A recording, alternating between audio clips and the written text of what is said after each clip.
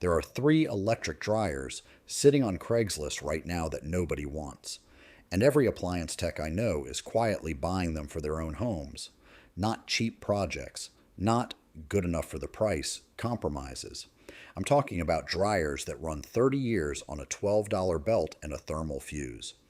After 18 years of appliance repair, I've put dozens of customers into these, and not one has come back with a major repair. Not one. Today, I'm counting down all 3. I go deepest on number 1. That's the one that changes how you shop. Let's go. Number 3 is a dryer that most people associate with reliability, and then they buy a new one and watch it die at year 6. I'm talking about older GE and Hotpoint electric dryers, specifically the ones built before electronics took over the laundry room, before sensors, before control boards, before manufacturers decided a dryer needed a user interface more complicated than a toaster. A woman came into my shop about a year ago carrying a repair estimate from another tech. Her Samsung dryer needed a new control board. $240 plus labor. The machine was 4 years old. I told her straight. That board would likely fail again within 3 years, because that's the pattern I see. She asked what I'd buy instead. I showed her a 2001 GE Profile electric dryer on Facebook Marketplace. 60,000 cycles on the drum, $85. She laughed. I told her to trust the machine, not the marketing. She texted me 11 months later. Still running? You know what she spent on repairs? $14. A new belt worn out after 23 years. That's it. Here is what makes older GE and Hotpoint dryers from the early 1990s through the mid-2000s worth hunting. No control board to fry, no moisture sensor matrix to confuse, no steam injection system to clog. The machine runs on a motor, a belt, a heating element, and a thermal fuse. That is the complete list of things that can fail. The thermal fuse is $8, the belt is $12. The heating element, the biggest repair, runs $22 to $35, and swapping it takes 40 minutes with a screwdriver. Average use price for a working GE or Hotpoint from this era, $60 to $150. Compare that to a new entry-level dryer at $650, which will likely need a $180 control board within 5 to 8 years. When you're inspecting one of these, here's the checklist. First, pull the lint trap and smell inside the housing. Musty odor means restricted duct airflow. That is a maintenance issue, not a mechanical one. Clean the duct and negotiate accordingly. Second, run it empty and listen. Rhythmic thumping means the drum support rollers need replacing. About $18 in parts, an hour of work. A high-pitched squeal is the idler pulley. Same repair, same cost. Either is a price negotiation, not a reason to walk. Third, check the heat. Run it 5 minutes on high and hold your hand near the exhaust vent. Weak or absent heat almost always means a tripped thermal cutoff or a failing heating element. Both fixes together run under $30.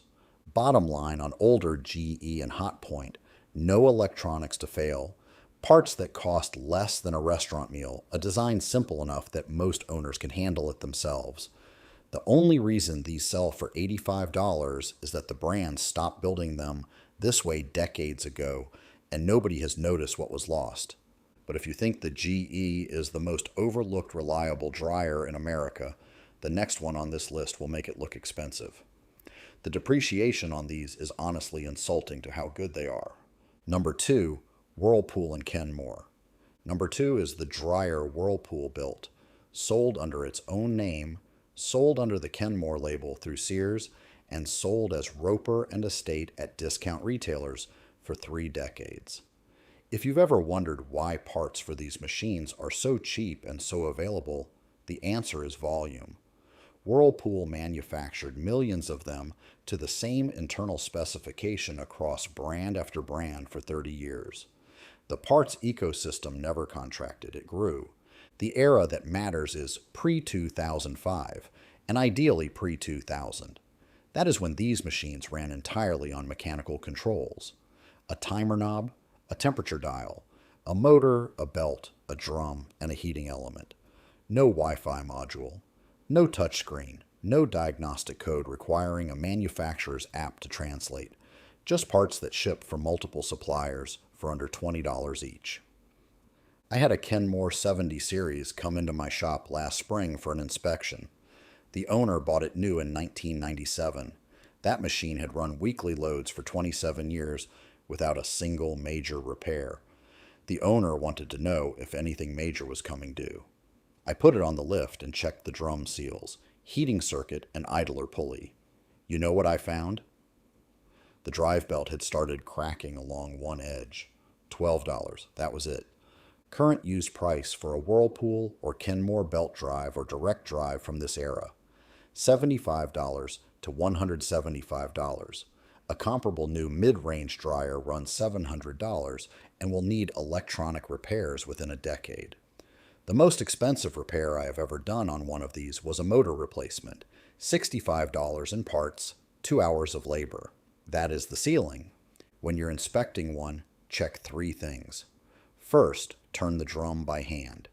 It should spin freely with slight resistance. Grinding or stiffness means the drum glides or rear bearing need attention. $20 in parts, easy work. Second, check the exhaust duct connection at the back for cracks or loose fittings. Damaged ductwork reduces heat efficiency and can shorten element life. Third, test the timer knob through a full cycle. Skipping positions mean a worn timer. $35 on eBay and a negotiating point. Not a reason to walk. Who should buy it?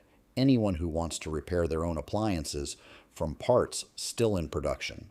Who should skip it? If you need stackable or compact, these don't fit. If this kind of straight talk helps, hit subscribe. More coming. Number 1, Maytag Dependable Care. Number 1 is the dryer that was overbuilt for residential use, priced like a machine nobody wants, and engineered with the same mindset Maytag used for commercial laundromat equipment. It is the most repairable electric dryer ever sold to American households in volume, and almost nobody under 40 knows it exists. A man came in last fall, early 50s, just bought a house, needed a dryer. He'd found a 1994 Maytag Dependable Care on Craigslist for $95. His wife had already said no, and he said it looked too old. I asked what too old meant to him. He said anything before 2010. I told him that is the most expensive opinion in the appliance world. He bought it. He texted me 7 months later. His neighbor had just paid $380 on a dryer repair. He wanted me to know. I bought my own Maytag Dependable Care 8 years ago for $110. It has never needed a repair. Not one. The Dependable Care line, built from the late 1960s through the early 2000s, was designed around simplicity as a deliberate engineering choice.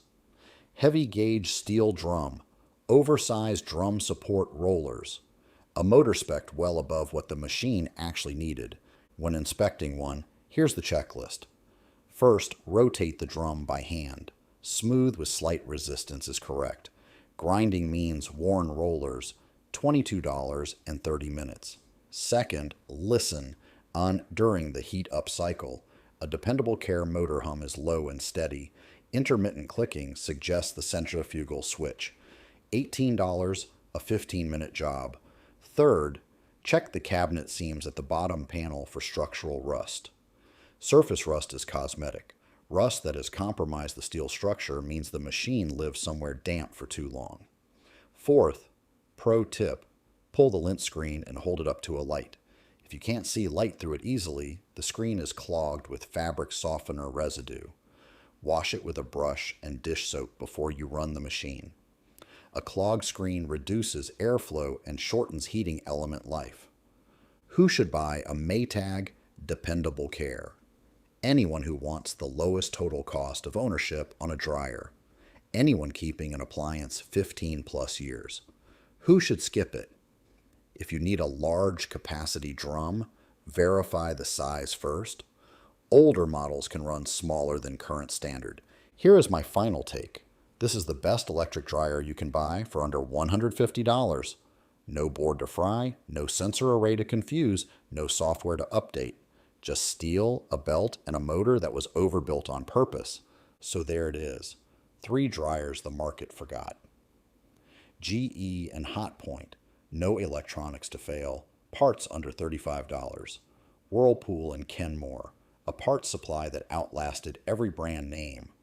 Maytag. Dependable care. Overbuilt on purpose. Still running. You now know 3 dryers under $175 that outlast anything on a showroom floor. Next time a salesperson steers you toward a sensor dry unit with a 1-year warranty, you'll know better. 18 years of this. Like if it helped. I'll see you in the next one.